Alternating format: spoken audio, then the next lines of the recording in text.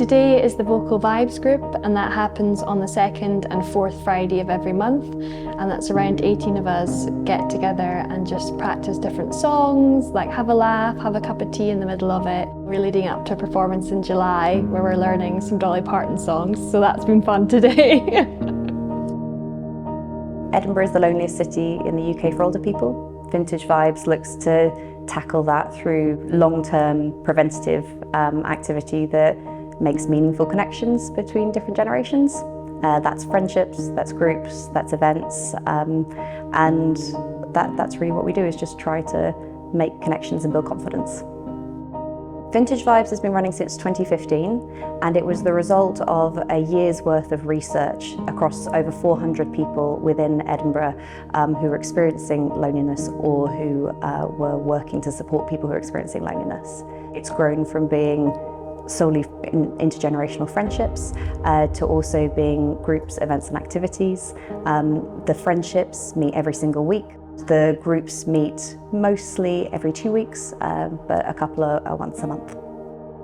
Vintage Vibes has been going for 8 years. We now have friendships that have continued to meet every single week of the year for 8 years, which is phenomenal. I went to a freshers fair and I saw that they had a leaflet saying, you know, do you want to be friends with above 60 person? And I thought it was a really nice idea, especially just move into a new city. I thought it would make sense for me to get involved with the community, and yeah, just seems like a really nice idea. So we meet up. We meet up every week? Every week. Every week. And it's either to go to a film or show one week and to have a meal out at the other week. Yeah, lunch and coffee and things like that. Yeah, it's really lovely. Certainly for me it's done a tremendous amount, because I thought I was dying in January 22. I was just so exhausted and ill. But I think being part of Vintage Vibes, having Erin and all the help, they've all been just so positive that it's helped. I've come back so much. It's really helped me in my recovery. I feel like during exam period for myself was definitely a very stressful time.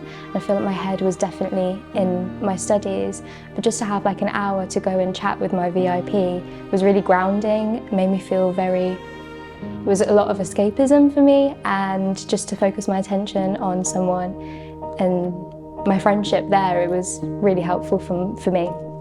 Yeah. I think that we make sure that our project has an intergenerational focus by focusing on 2 people, not 2 ages.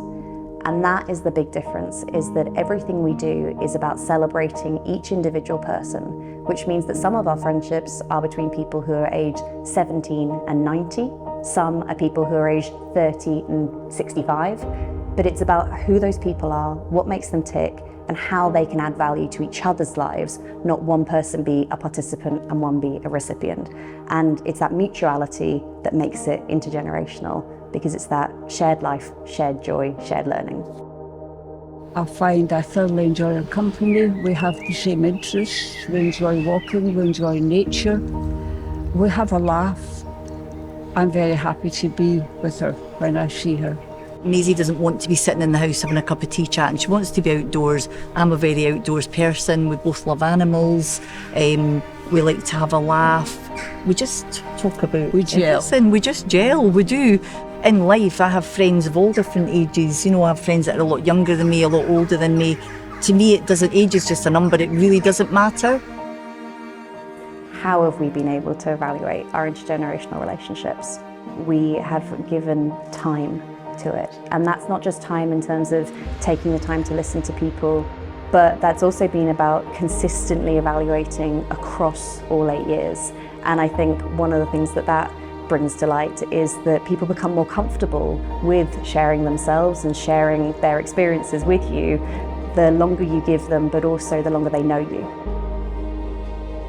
The community of people, it's everything and more, a lot more than I expected when I first came to join Vintage Vibes.